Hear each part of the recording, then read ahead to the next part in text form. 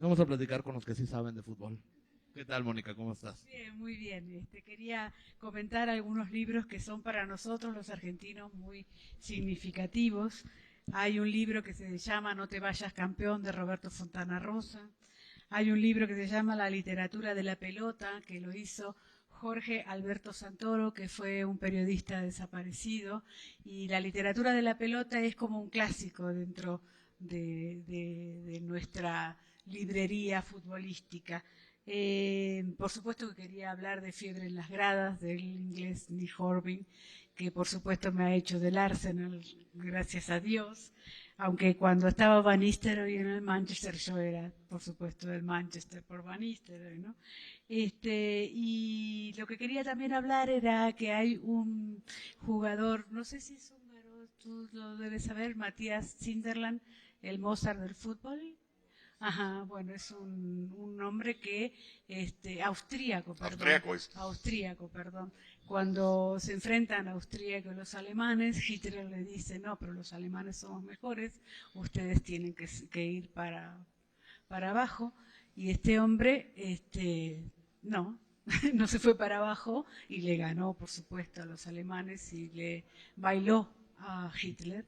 Y por supuesto, el hombre de fútbol murió con su esposa en circunstancias todavía no aclaradas, digamos, ¿no? Eso me pareció interesante poder empezar con esos libros, pero de todas maneras yo acabo de leer, yo soy Fontana Rosa, y me hubiera gustado muchísimo que Roberto Fontana Rosa hiciera un cuento que se llame Yo soy Villoro, porque lo hubiera hecho, por supuesto, genial.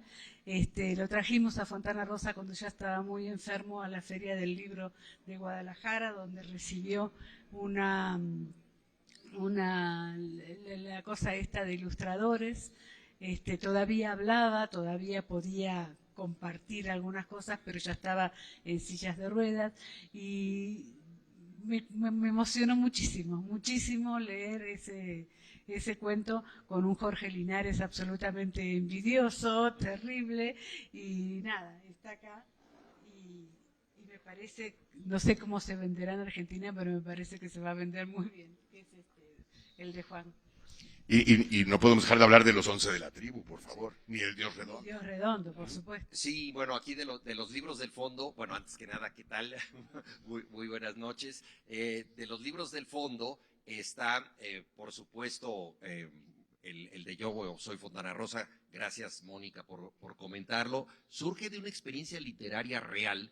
Juan Hernández, que fue un autor muy importante, incursionó en la novela policíaca, tenía un proyecto muy interesante en Ciudad Nezahualcóyotl de invitar a policías a que leyeran libros y a cambio de eso les pagaban los uniformes para una liga de fútbol en la que ellos participaban. Los policías ya eran aficionados al fútbol, pero no eran aficionados a la lectura. Y a Juan Hernández se le ocurrió unir ambas cosas, pero les dijo, a ver, tú no vas a jugar con tu nombre, sino que te vamos a poner el nombre de un gran escritor y a condición de que tú te aprendas algo, por lo menos la ficha de este autor y leas un libro. Y entonces era un equipo de policías en Ciudad Nezahualcóyotl donde jugaban Tolstoy, Dostoyevsky, Hemingway, una cosa increíble, García Márquez, El mediocentro chejo. era exacto, todo mundo de la literatura podía jugar ahí. Y yo dije, bueno, ¿qué tendría que hacer yo para participar en este equipo? Yo no soy policía de Ciudad Nezahualcóyotl, ¿cómo podría yo incorporarme al equipo? Digo, muy fácil, si yo cometo un delito en Ciudad Nezahualcóyotl, los policías me arrestan y ese día les falta un jugador, pues en una de esas que dicen que juegue el detenido, ¿no? Y entonces así fue como surgió esta historia basada en un caso real.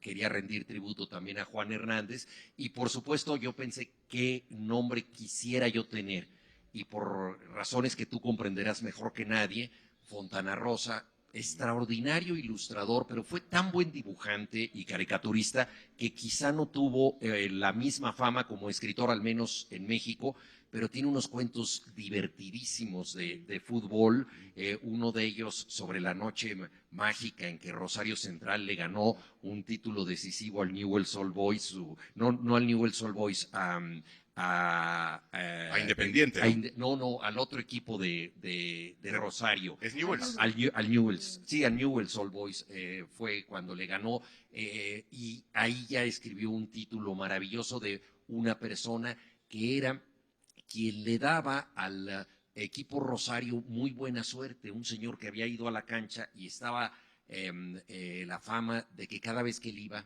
Rosario ganaba. Entonces dijeron, no, para este partido decisivo contra Newell's Old Boys tenemos que llevarlo. Pero él ya no veía fútbol porque le habían dicho, usted se apasiona tanto que le va a dar un infarto.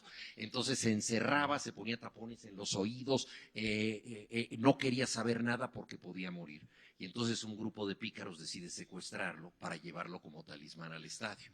Y naturalmente pasa lo esperado, gana el equipo Rosario y muere el viejo, pero como dicen estos pícaros, sí, pero murió contento.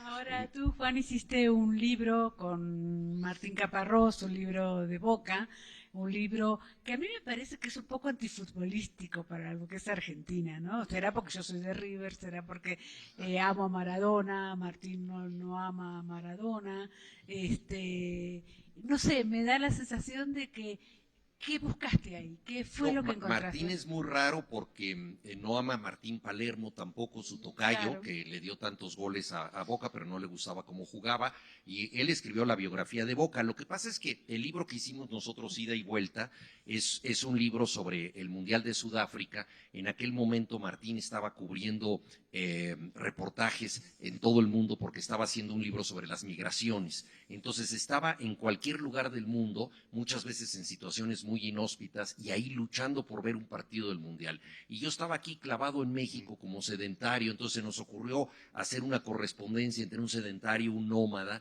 Él, dentro de su errancia, logró ir a Sudáfrica a ver un partido al menos allá. Y bueno, nos pareció que podíamos pues incurrir en una forma muy habitual del fútbol, que es la amistad que comenta los partidos, ¿no? Los partidos son mucho más divertidos si podemos discutir con alguien lo que sucede, y una jugada que transcurrió durante unos segundos en la cancha de pronto se agranda en la polémica durante horas y horas de discrepancia. Entonces un poco lo que tratamos de hacer fue llevar esta discusión a una tertulia entre nosotros dos, y se llamó Ida y Vuelta, como se le suele llamar a estos partidos que van de un lado a otro y que apasionan a la gente. Me llama la atención justo ese tema de la amistad, y yo creo que a mí, por ejemplo, yo en realidad tuve que aprender cosas de fútbol por mis amigos, ¿no? Entonces mis amigos sí les gustaba el fútbol, y luego yo podía mentir, ¿no? Me subí a un taxi y el taxista decía, qué bueno para poder hablar con alguien que sabe, pero claro, yo no sabía, los que sabían eran mis amigos, pero me gusta precisamente esa idea del pretexto de la amistad en el fútbol, ¿no? Yo justo quería platicar de uno de los nuevos libros de Tierra Adentro, que se llama La Cascarita. Sí, es una obra de teatro buenísima. Buenísimo. Y habla precisamente de eso, del fútbol como un punto de encuentro para la amistad, sobre todo en la adolescencia, donde te sales a jugar, porque bueno, eso sí hice, no sé, sí me salí a jugar cascaritas, aunque ahora me haga el intelectual que no le gusta el fútbol, pero lo que está muy padre el libro es eso, y también como una especie de salida a la violencia, ¿no? Ese es un libro súper interesante de un autor joven, donde precisamente se tocaría ese tema entre la amistad y el fútbol.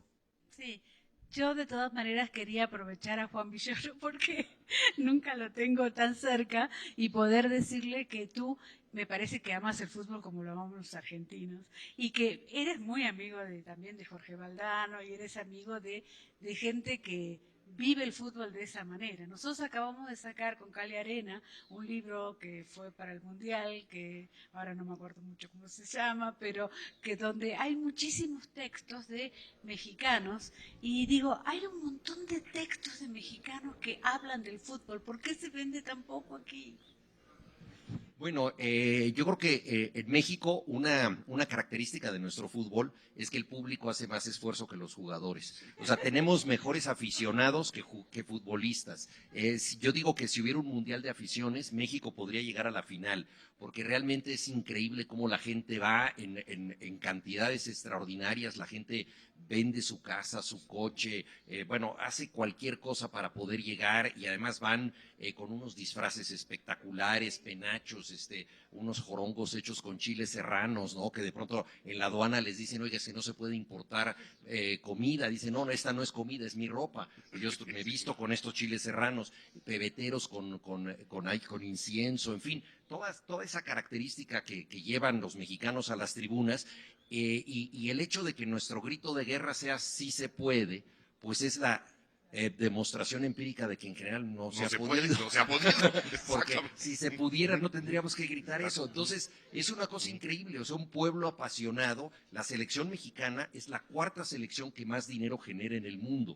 Hay una enorme especulación comercial detrás de la selección, y esto es terrible porque se explota a los jugadores, y además hay una cantidad de productos que se asocian a los jugadores, a veces de maneras increíbles, ¿no? Un futbolista mexicano tuvo la desgracia de nacer con un apellido que alude a una cerveza, ¿no? Y debutó en un equipo que está patrocinado por la cerveza rival.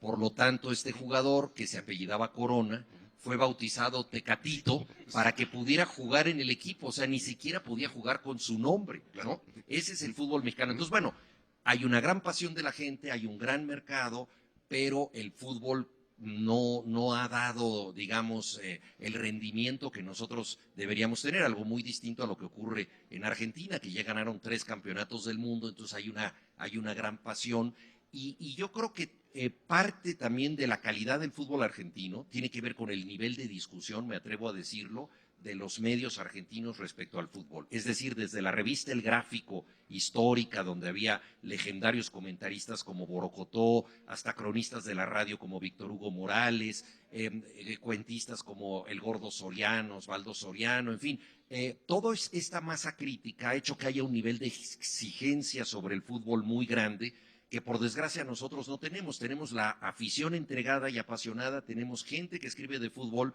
pero no hemos podido crear esta exigencia que diga no podemos tener los torneos que tenemos, no se puede explotar a los jugadores de esta manera, etcétera.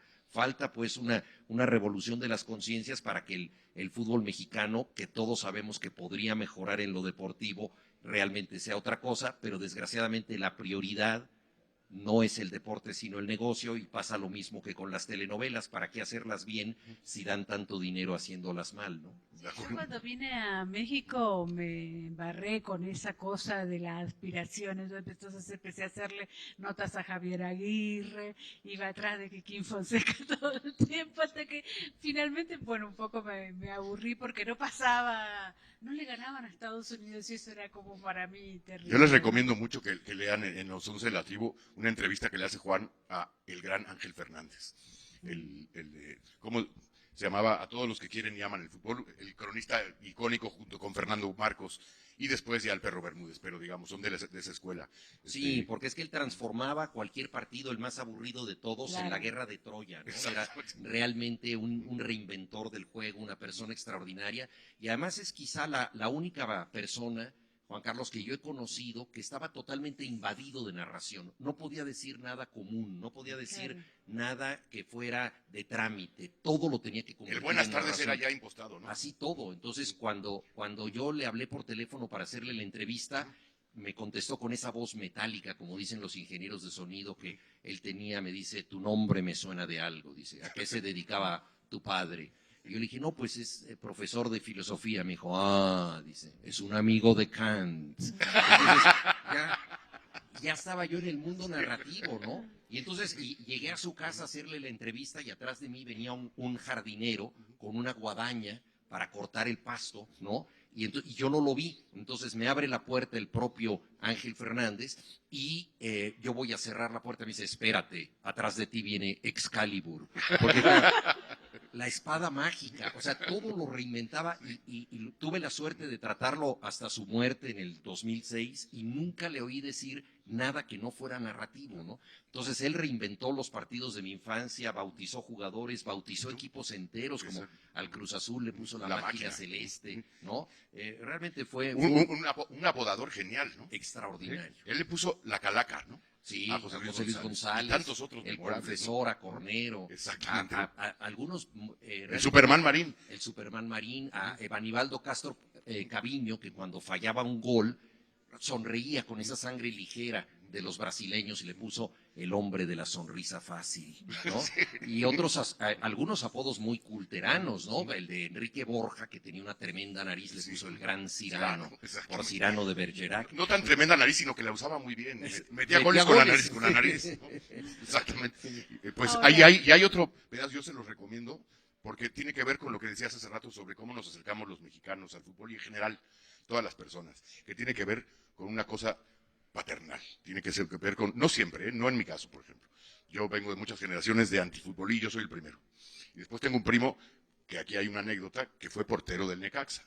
Una de las rarezas de este país es nuestro querido Juan, que debe ser de los últimos 5 hinchas confesos del Necaxa. Bueno, junto con Ortiz de Pinedo y con José Waldenberg. Y mi hijo.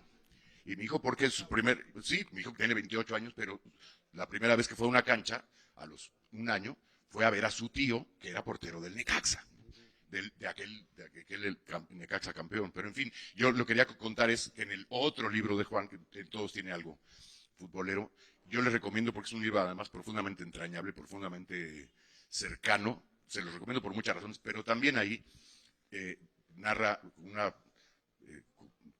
con la vitalidad y con la pericia enorme de Juan, la relación con su padre y de ambos con el fútbol. Prácticamente con el Necaxa también, ¿no?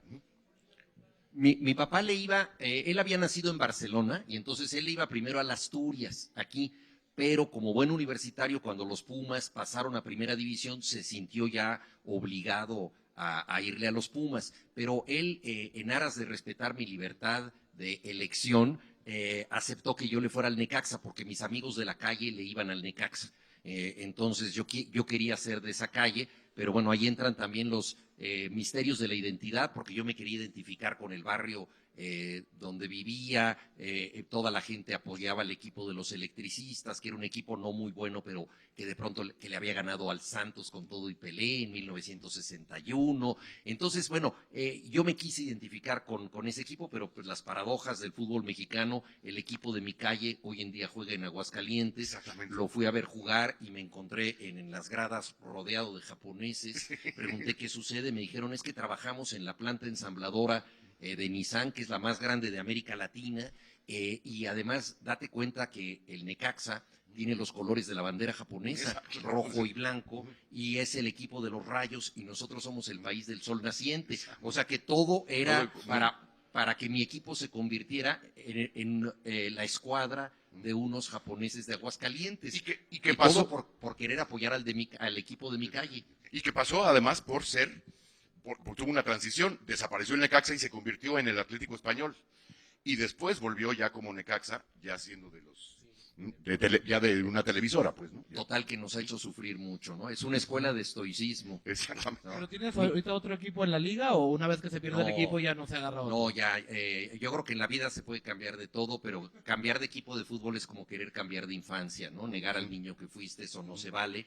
Entonces, pues yo esforzadamente soy necaxista, pero bueno, es un equipo como la literatura para las minorías ilustradas. Juan, te quería decir con respecto a los medios, que tú hablaste de los medios en Argentina, me parece que esta vez los medios no estuvieron a la altura de la selección, eso también hay que decirlo, que hay como una especie de nostalgia con respecto al fútbol, digamos, ¿no? El fútbol se veía y se analizaba mucho más que ahora, digamos, no sé cómo serán las nuevas generaciones, que es una cosa que quería preguntarte, y por otro lado decir que el fondo también ha sacado a Eduardo Galeano para que hablaras de Eduardo Galeano. ¿Lo conociste? Me imagino que sí, ¿no? Sí, conocí a Eduardo Galeano y el libro que está mostrando Mónica es una selección de sus textos de Cerrado por Fútbol. Él solía poner este letrero en tiempos de mundial para que nadie lo molestara, solamente se dedicaba a ver partidos. Ya tenemos que irnos. También les recomiendo el libro No fue penal, una jugada en 2 tiempos de Juan Villoro, que está en Almadía. Y quienes estén en Tlaxcala pueden ver la exposición de Rodrigo Imas, Fuera de Lugar, una exposición también sobre fútbol en el Museo Universitario de Tlaxcala. Sí, de Barón. Gracias. No fue penal a gracias. propósito del Mundial de Brasil, ¿no? Sí, es una alusión Vamos, a ese pero mundial. volvemos ahorita después de